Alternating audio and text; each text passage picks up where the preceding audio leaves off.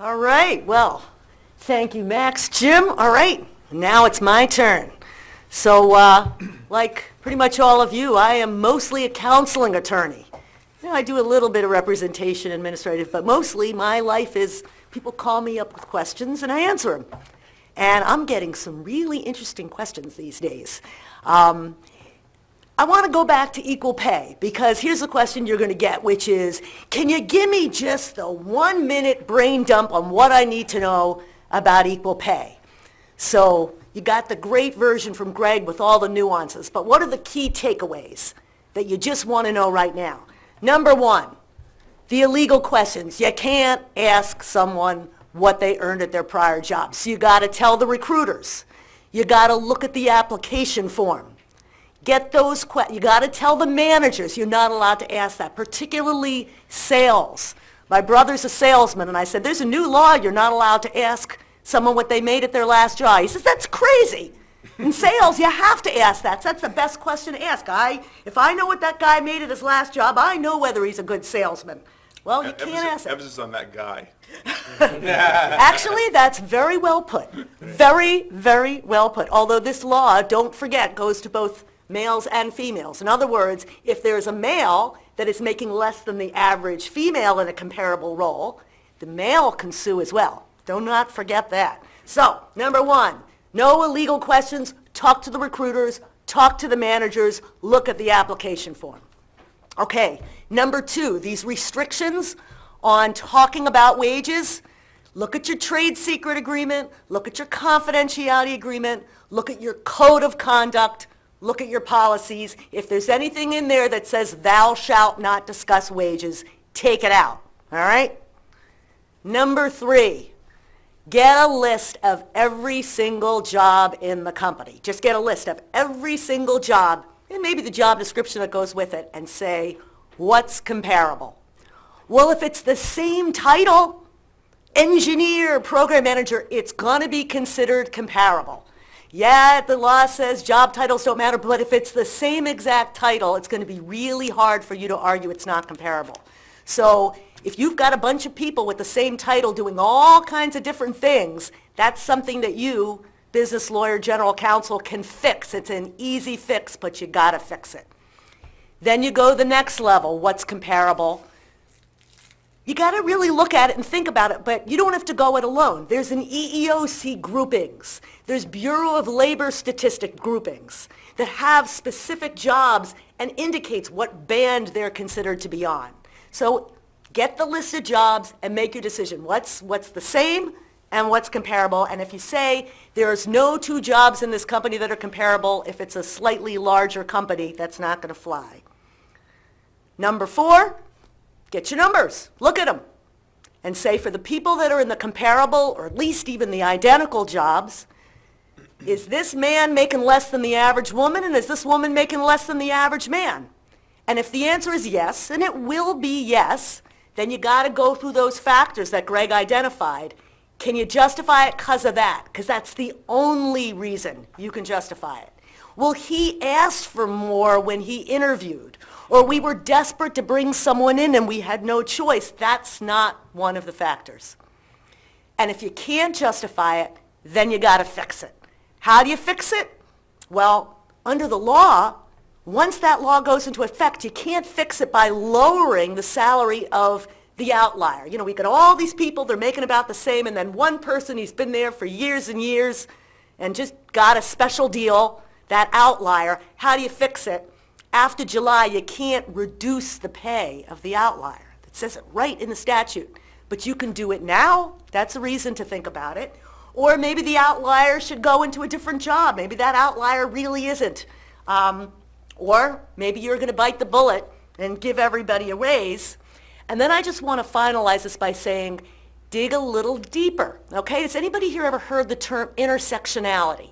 So it may be that you have a woman of color, and she's not making less than the average other women. And she may not be making less than the average person of color. But when you put the two together, think about that statistic. Women tend to make 82 cents on the dollar. Well, that's actually white women. If you look at women of color and Latina women, it's even lower.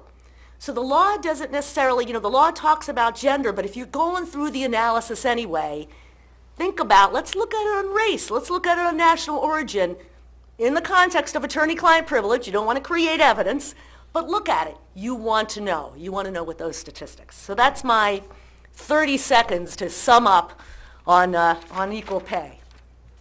All right, so I want to talk about off-duty conduct, and I want to start by talking about marijuana, cannabis. We have it now in the Commonwealth. You can use it medicinally. You can use it recreationally. You can grow it. And then the campaign on that question said, it's just like alcohol. People can enjoy a glass of wine in an evening, but doesn't mean they can come to work drunk and drive a forklift, right? That's sort of so this is a helpful framework to think about this. You don't want someone using marijuana on the job if they're in a safety-sensitive position. So why am I talking about safety-sensitive positions? And what's the proverbial safety-sensitive position? That's the forklift driver. When everyone talks about a safety-sensitive position, they're usually talking about a forklift driver, people working with heavy machinery. The term safety-sensitive is relevant because of the drug testing laws, okay?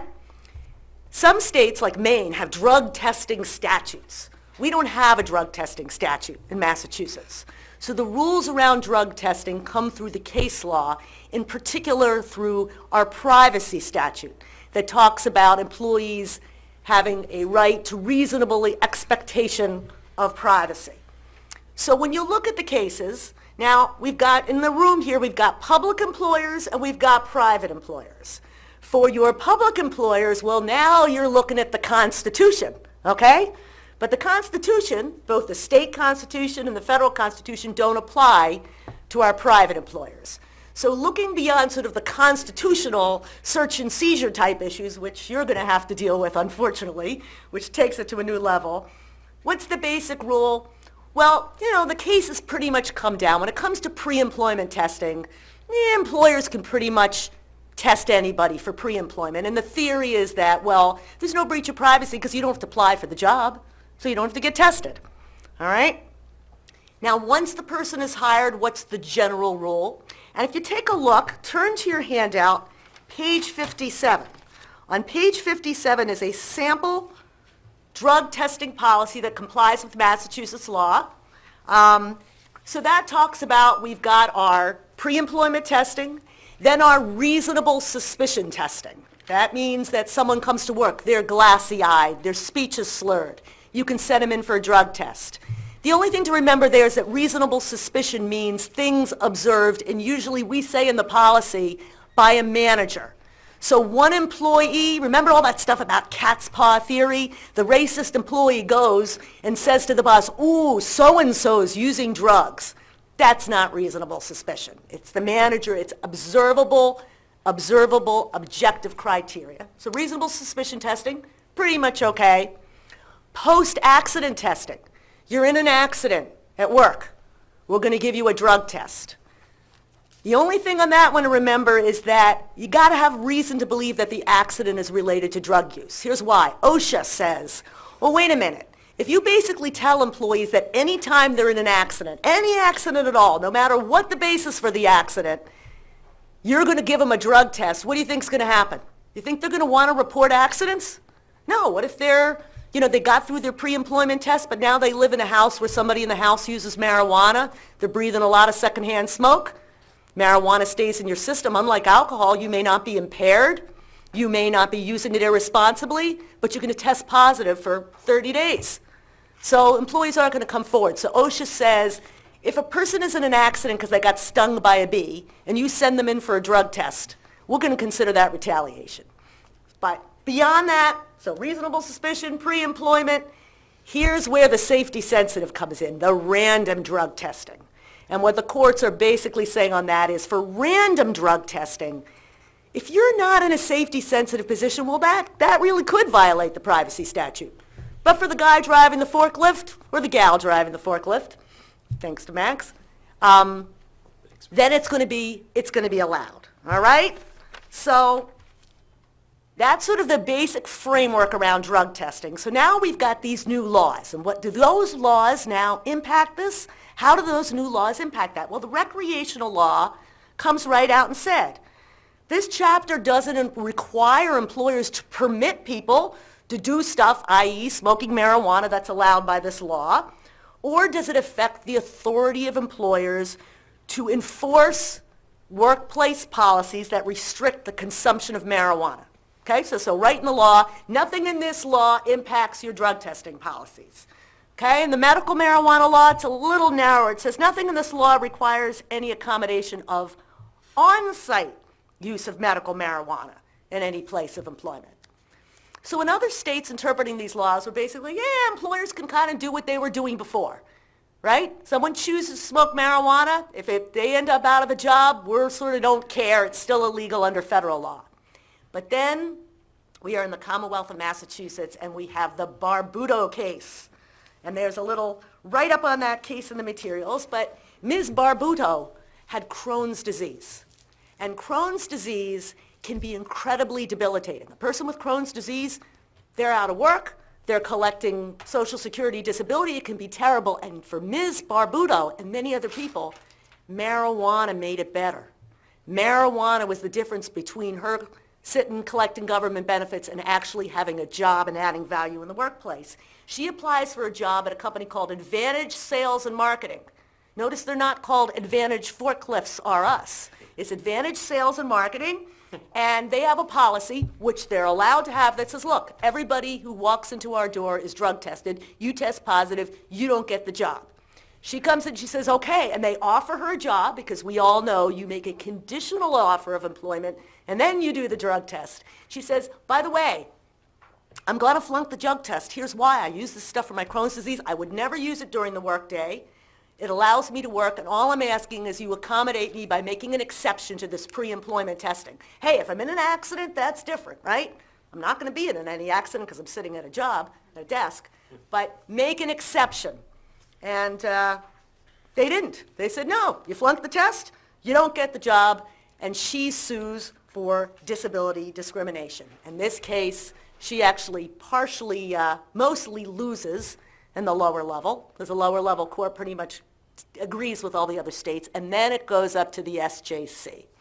And the SJC says, all right, that law says nothing in this law impacts employers' abilities, but we've got another law, Chapter 151B. If you are disabled, an employer must provide reasonable accommodation that enables you to do the job unless it would cause undue hardship. The court says, well, she's disabled. Everybody agrees she's disabled. Now, does she need a reasonable accommodation to do her job? The court said, well, what does the doctor say? Does the doctor say that she needs medicine to treat her Crohn's disease? And does the doctor say that this is the most effective medicine and that there isn't some reasonable alternative that wouldn't require this employer to have to modify their policy? Because gosh darn, says the SJC, we have no issue with policies. Our question here is there no reasonable alternative to modifying the policy? Well, if that's the case, if she needs this medicine would enable her to do her job, and there's no reasonable alternative to the medicine, there's no other medicine that's going to work just as well, well, it's a facially reasonable accommodation. And so then we go to the next step of the analysis is there undue hardship? And since we're up at the SJC, we don't have any facts on that, it's going to go down. But then the SJC says, what would make it undue hardship? Well, would her use of marijuana outside of work interfere with her performance at work? She's going to be able to bring evidence that actually it improves her performance at work. That without the marijuana, she wouldn't be able to work at all. So that one's going to be limited. We'll see what happens with that one. Would letting her use her medicine, and the court keeps referring to it as medicine, pose an unacceptably significant safety risk to the public or other employees? So very different answer for the person at the desk job than the person who's driving the forklift. Because even though the forklift driver may say, I don't use it during the day, well, can they take that risk, or that it's not going to be in the system, or if they've ingested it within X number of hours? And then finally, undue hardship, would it violate some contractual or statutory obligation? Like commercial drivers, commercial motor vehicles, You have to test them. And if they test positive, you have to fire them. The law says so, and the court says it's undue hardship to say to an employer, you can't follow the law. And some of you are government contractors. There may be something in your contracts that require that.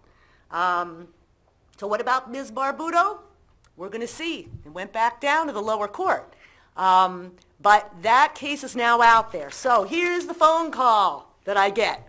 I get a phone call from my client, and they are a manufacturer. And guess what they're hiring a guy to do? Drive a forklift.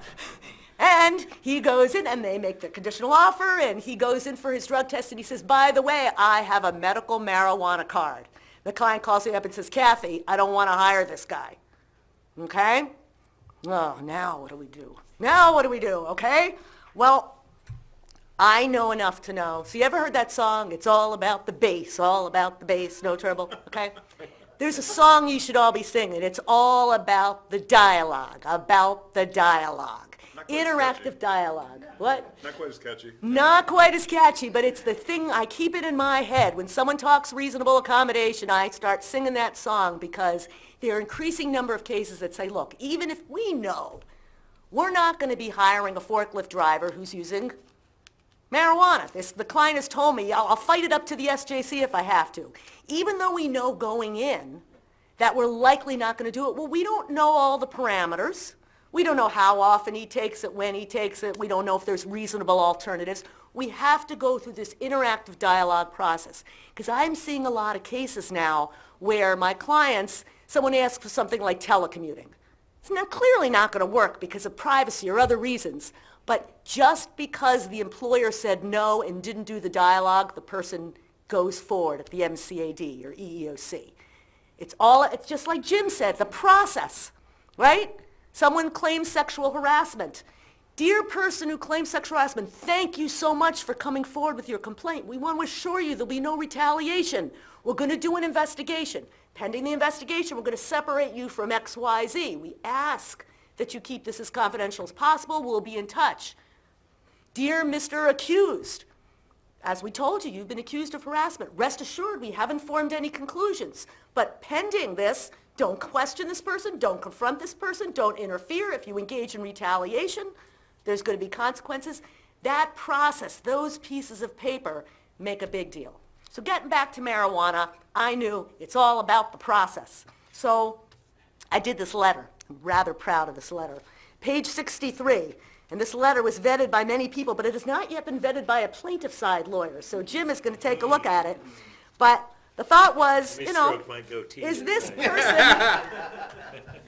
are we talking Ms. Barbuto here, and let's be direct, because so many doctors are worried, if you need a medical marijuana card, really sometimes your only option is you go to one of these places like Care Docs, and if you say, I've got anxiety, I've got this, they'll give you the card. Is that what's going on here, or is there a real medical condition? And not that I'm putting down the doctors at Care Docs that they're making decisions, but the question is, how necessary is the marijuana? So I'm writing a follow-up on your employment.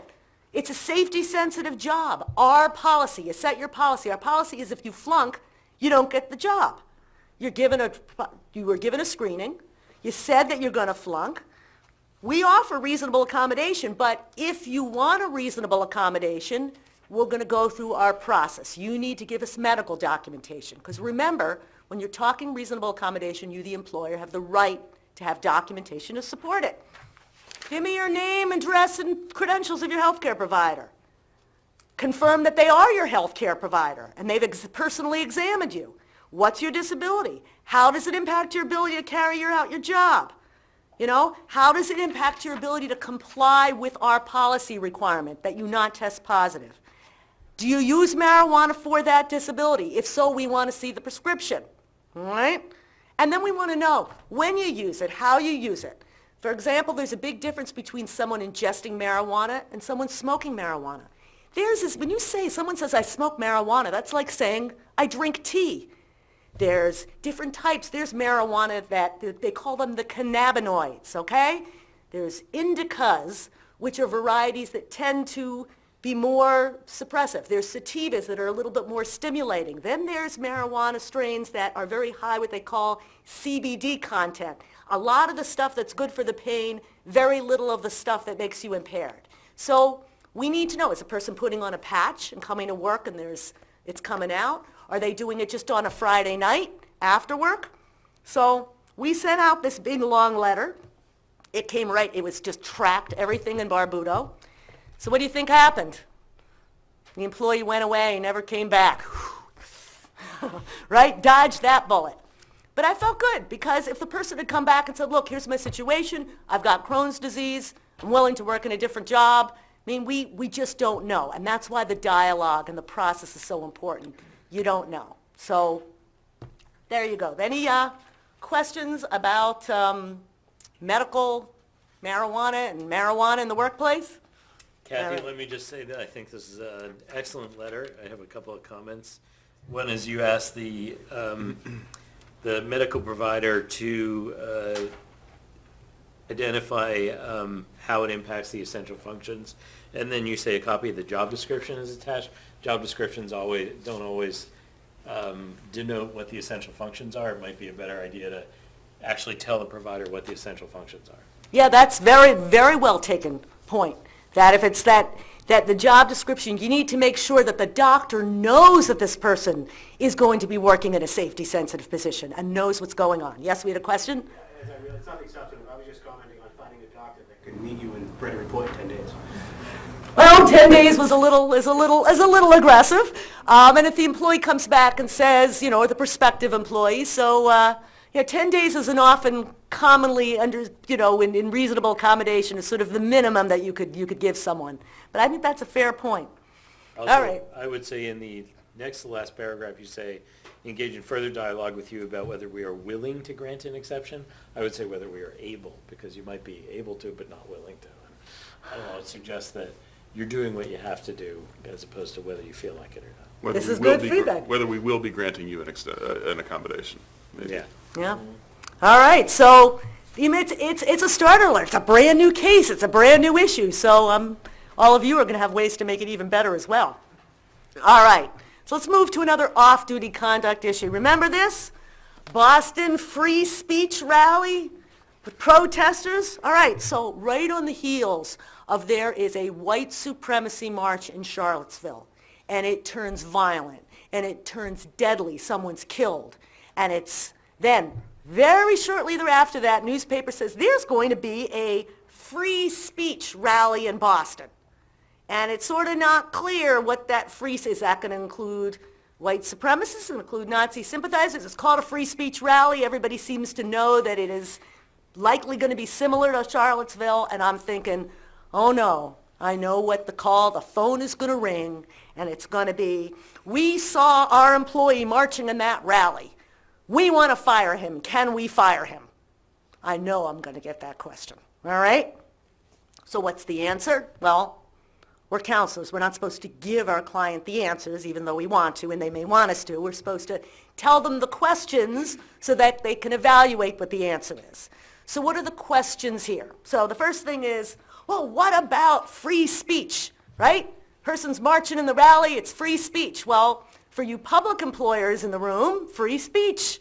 Yeah, you got to think about free speech. And hey, I remember my mom would always say to me, she would say, Kathy, our boys died for the right to burn that flag. She sort of didn't see the irony that the people who support the military don't like the burning of the flag. But she saw those things linked.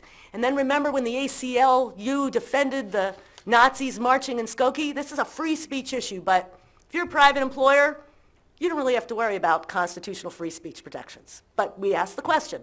The other thing is, just because you're a private employer, could you creep into becoming a public employer because you're doing a lot of government contracts and you become an agent? Yeah, there's some cases that might hint at that. Good question to ask. All right, so free speech considerations. All right, number 2, put on your inner Jim. All right, pretend you're Jim Wellicky. This is what I always do. And people sort of say, I'm sorry for you. and I've learned a lot from him over the years. What about, what's the contract? Does this person have a contract that talks about grounds for termination and is marching in the free speech rally in downtown Boston, one of the grounds? Well, what about contracts? So you've got your employment contract. You got your collective bargaining agreements. What does the collective bargaining agreement say about that? Then we've got all our implied contracts, like your offer letter, okay? Dear Lulu Bell, we are pleased to offer you the position of receptionist. We will pay you an annual salary of $35,000, signed below to accept this offer. Well, that piece of paper, under Massachusetts law, don't tell Jim, that's a contract. And it doesn't specify anything about termination, so I think the court would interpret it as for-cause termination only.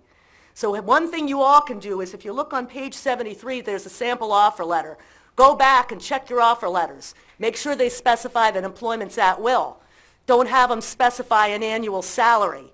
Don't make promises about benefits. You know, our current benefits package includes, but it's subject to change, okay? So look at the offer letter, look at the collective bargaining agreement, and then so-called implied contracts, like the handbook. Now, yeah, the handbook says this handbook makes no promises, this handbook's not a contract. But the cases say you put it out there, you expect your employees to follow it. To some extent, the court may hold you to it. If they don't hold it to you contractually, then Jim's going to come around and say your failure to follow it is evidence of pretext. So what do your policies say? Do your policies say anything about off-duty conduct and how you comport yourself in the public, and that we reserve the right to take action against employees who engage in off-duty conduct that we think reflects negatively? See what the policies say, all right? Number 3, biggie. How are similarly situated employees treated? Have you ever fired someone for their political expression, off-duty political expression before? Well, that was different. Kathy, you're engaging in moral equivalency, I heard the client saying in my mind. Yeah, but you know, in the end of discrimination, we got employees of all stripes. The last thing we want in our workplace culture is us, them. We got employees with broad range of expressions, nationalities, disabilities. So if you're going to fire this person for their political expression, you got to ask the question, how are you treating similarly situated employees? Next question, the employee's conduct at the rally. Well, were they just there, taking pictures, checking it out? You know, just as an interested, whatever your views may be, there may be a curiosity factor, an education factor. Maybe they're a reporter for their local newspaper. You always got to get the employee's side of the story. You always got to get the employee's side of the story. You know, what were they doing? Were they holding a sign that said death to the whatever? That's very different than they're standing on the fringes. You need to know what the conduct was. Okay, next question. Could the conduct be considered protected activity? So whether you're unionized or not, the National Labor Relations Act, Section 7 applies. Employees have the right to engage in protected concerted activity, to talk about wages, hours, and working conditions. And that around the water cooler and around the new water cooler, social media, Facebook.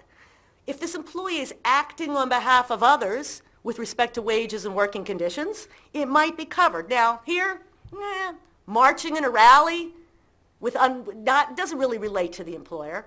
Probably not protected conduct. But what about Google Guy? You remember Google Guy, the man at Google who wrote this, what they called the manifesto, and had a lot of opinions about Google's policies and why is it that there's special management programs for women but not for men, and this isn't fair.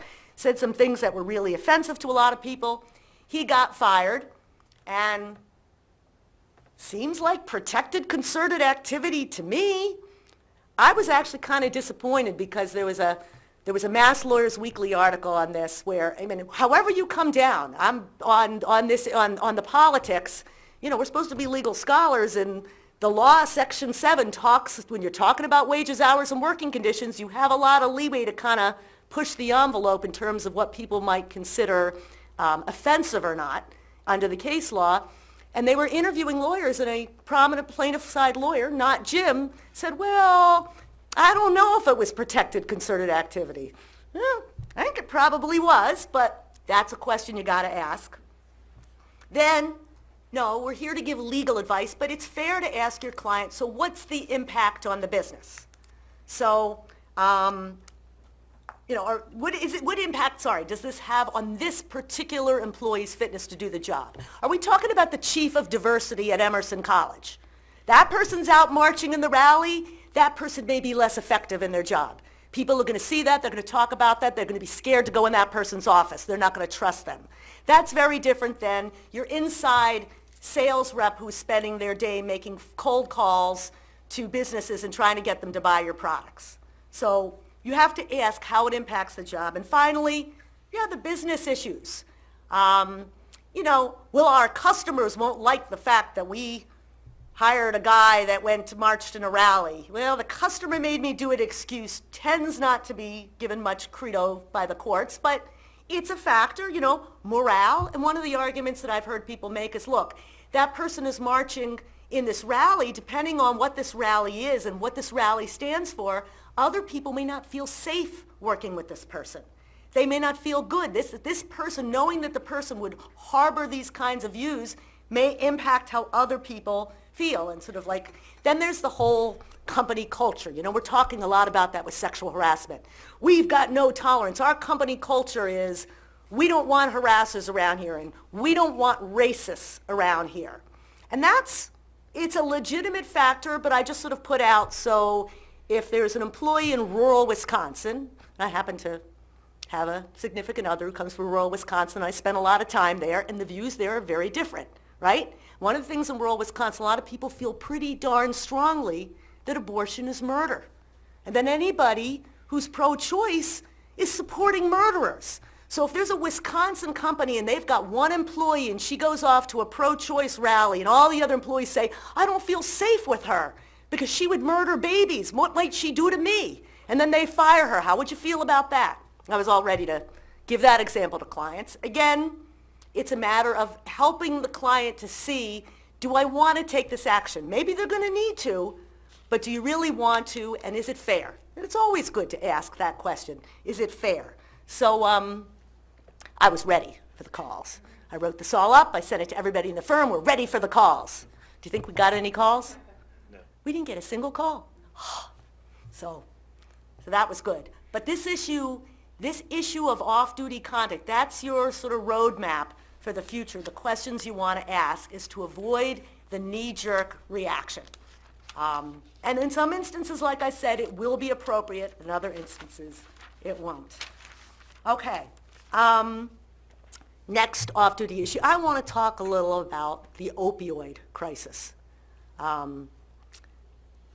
So this is a real problem in our country, in our Commonwealth. People are dying every day.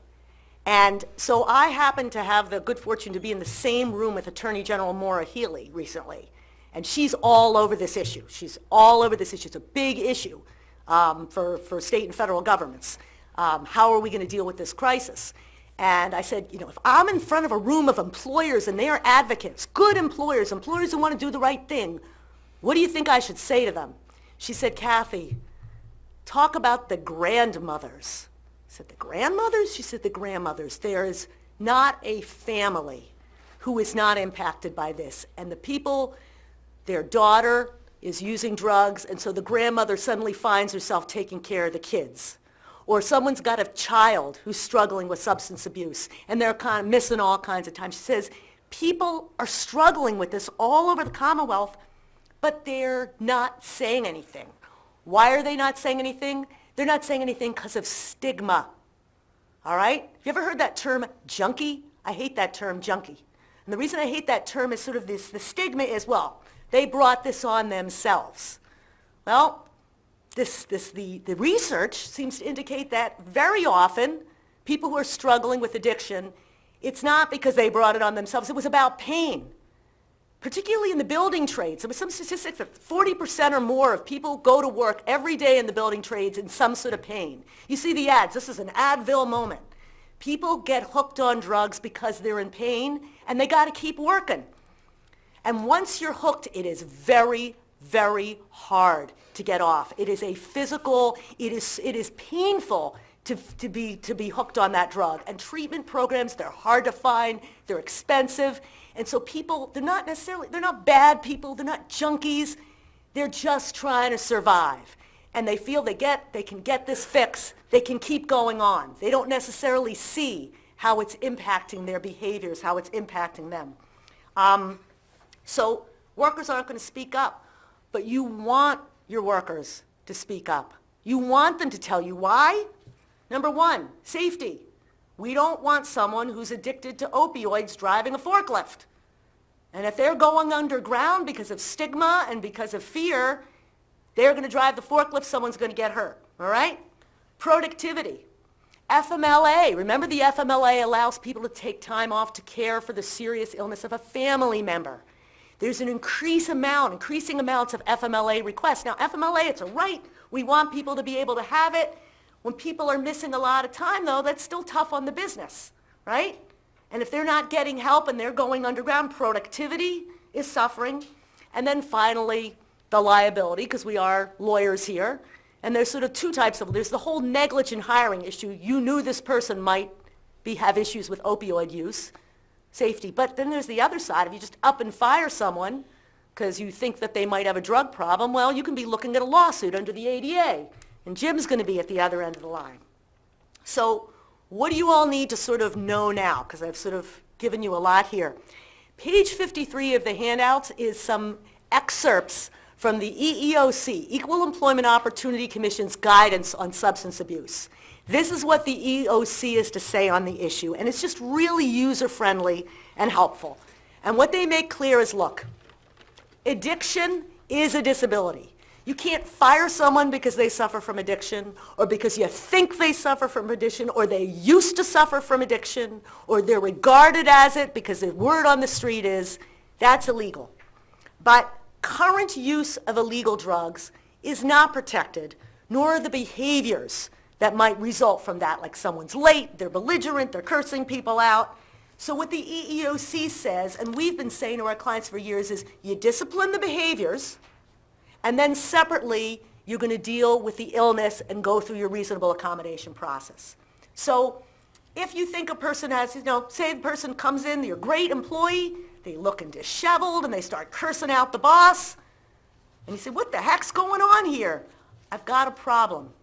I've got a problem. I need help. Okay? You going to fire the person? Well, when's the last time you fired a person for cursing out the boss?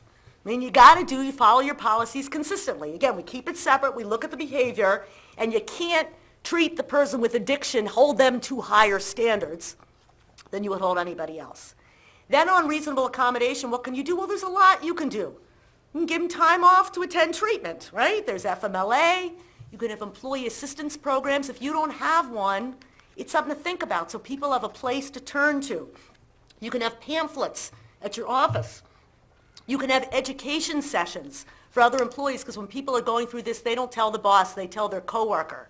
And is the coworker going to know what to say besides, man, I guess that's really rough. And so, oh no, let's go to HR. They've got all these great resources to help us.